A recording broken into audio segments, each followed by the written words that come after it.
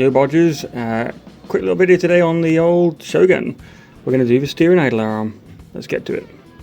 So here we are, Bodgers. Here is the mighty 3-litre V6 Shogun in all of its glory. As you may well know, I've had this car a little while now and we're going to do a bit more work to it today. We're going to do the idler arm, as I said earlier. So the wheel is off, as you can see, and here is the steering idler arm. And look how shiny it is, perfect. So we go to the one in the actual truck. We've got the 4 bolts here.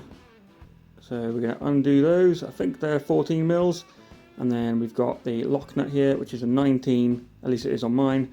And we're going to pull out the split pin on the bottom of the castle nut and obviously winding it off and get your ball joint splitter in there and give it a bash. Use this bugger in there, give him a wallop enough and he comes off. Now it's just the 4 bolts, push, push, push.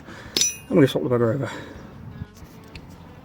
There we go, for anyone doing the steering idler arm on one of these things, they're nuts on the back.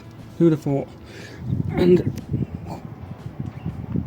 as you can see, different lengths, shorter, longer, and then too long, which I'm just going to leave in place. But you got to basically get your spanner, as you can see, look, beyond the back of there. What an absolute nightmare, and it's like yay wide.